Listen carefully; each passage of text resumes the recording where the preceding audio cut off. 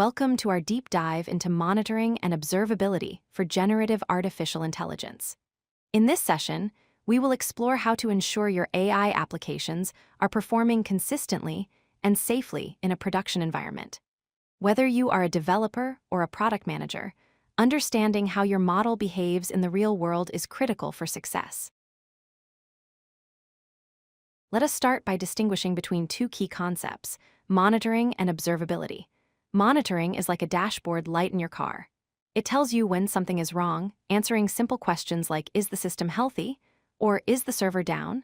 Observability, on the other hand, goes deeper. It helps you understand why something is happening. It allows you to debug complex behaviors and understand the internal state of your AI simply by looking at its outputs. Why is this so hard with AI? Because large language models are often black boxes. You give them an input, also known as a prompt, and you get an output. But the logic in the middle is vast and opaque. Unlike traditional code where you can trace every if statement, AI models are probabilistic. Without proper observability, you are effectively flying blind, unsure of how or why the model generated a specific response. Now let us look at the metrics you need to track. First up is speed. We measure this in two ways. First, latency, specifically time to first token. This is how long the user stares at a loading screen before text starts appearing.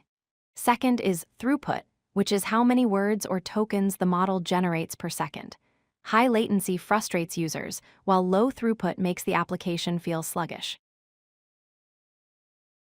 Running AI models can be expensive, so tracking resources is vital. You need to monitor your token usage carefully.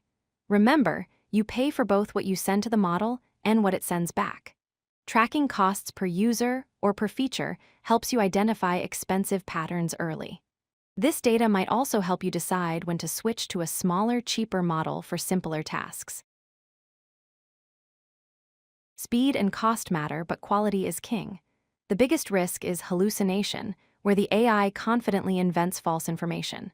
For example, inventing a fake king of Mars. We also track relevance. Does the answer actually help the user? Detecting these issues often requires advanced techniques, like using a second, stronger AI model to grade the responses of your production model. Automated metrics are great, but nothing beats human intuition.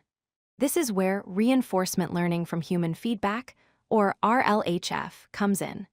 By adding simple thumbs up or thumbs down buttons to your interface, you gather a gold standard dataset.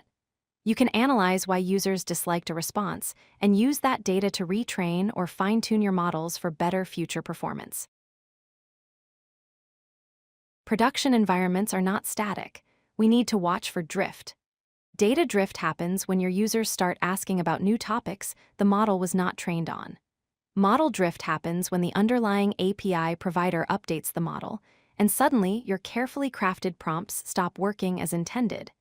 Detecting these shifts early allows you to adapt before your users notice a degradation in quality.